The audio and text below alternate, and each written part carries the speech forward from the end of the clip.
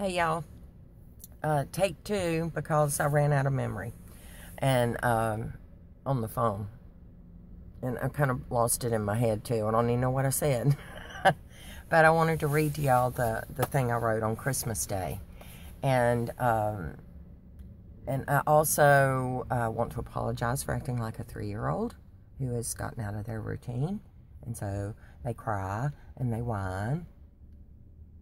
And sometimes they stomp their feet and demand. You haven't seen that, but Phil did. So I'm just tired. But I had a good night's sleep last night. I have read y'all's comments. People have sent me emails and gifts. And I'm amazed and overwhelmed by your love. Thank you. Little B words. Even if you put it in all caps, it doesn't express it all. So I just thank y'all for being here with me in my truck, in the sun, where it looks like, look at that. Yeah, man. Well, I even wrote about, I did a video about the crown. I don't even remember. Oh, crown of righteousness. I don't deserve that. I don't deserve it. But I wanted to share this with y'all. That's my main reason for being here in my wild, crazy gray hair state. But I'm clean. And I'm going to Joshua Tree today. That's where the truck is. It's like an hour's drive. But it's on the way. It's on the way to Hwy. So maybe we can get this dealt with and I can be back home soon. I don't know. But in the meantime, this is my private place. And so I wanted to share this with y'all. Because when I reread it, I was like, oh, thank you, Abba. So, Christmas Day. I guess that was a couple of days ago. I don't know what day it is now. Anyway, Christmas Day, 12 a.m., which really means the middle of the night. It just turned Christmas Day, 2017. So, it has never been my duty nor my call to explain my pain or loss or betrayals, humiliations or devastations by confessing or exposing another being's sin or wrongdoing against me. But how do I explain the rescue without describing the disaster which necessitated the cry for salvation? How do I testify to redemption without explaining from what I've been redeemed? The Christmas of 2010, I sat in a chair amidst lava and sand and looked out over the great Pacific Ocean. The wind blew around me as the sun drenched my skin with hope.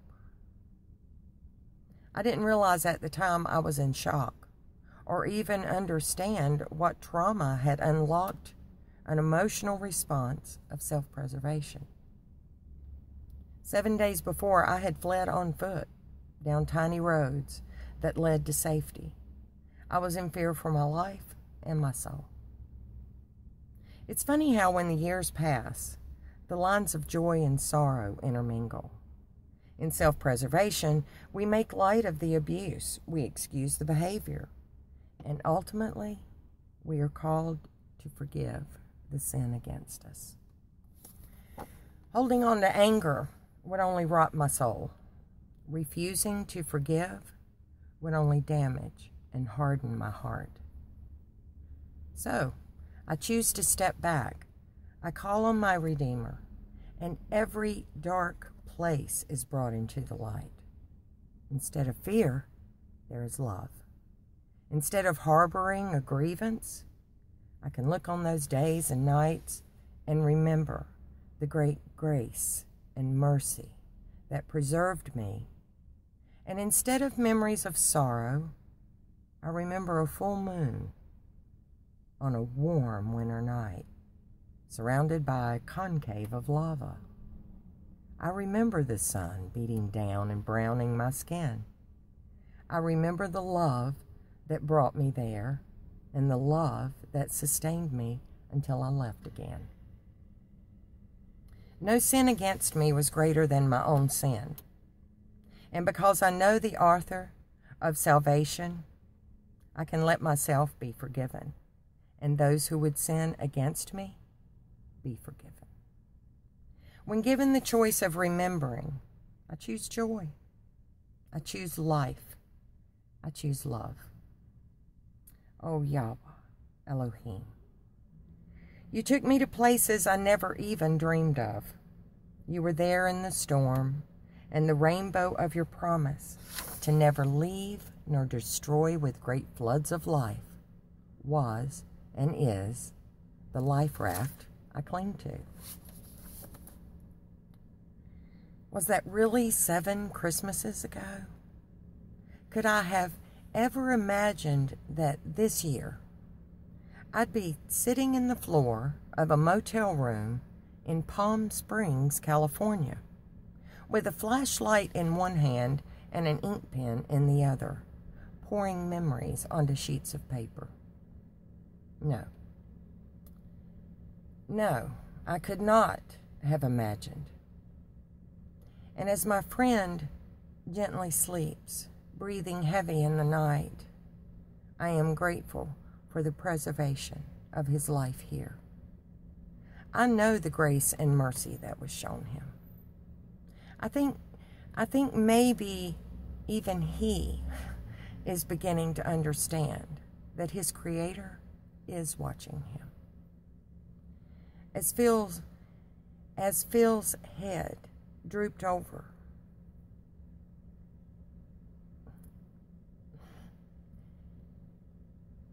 it was Yahweh. It was Yahweh who sent his messengers to protect him. Though everything around him was crushed and mangled, he only has a few minor cuts and bruises. Even as he lay on the ground after being cut out from the seatbelt that suspended him above the desert floor, he was conscious and alert. And I was the second call that was made on the only phone that worked in a desolate area off a 2-lane road in the middle of nowhere. A man named Bobby, traveling the same road, just happened to notice the headlights off to the side. And as he approached, he expected death. But instead, he became hands used of Yahweh to preserve and rescue life. A series of events, perfect, synchronized timing of people in places at the moments they were needed. Oh, Yahweh. Thank you. Thank you that forever you are working your purpose to bring good and not harm to your Kodashim. How amazing the Barakah of the Father, ever watchful over his children. Today, we celebrate Emmanuel, God with us. And this December 25th, the evidence shines bright in the darkness, and we rejoice in the goodness of our Adon in the land of the living. Oh, Yahweh, Yahweh Elohim, Yahweh, hey God. Amen and amen. I love y'all.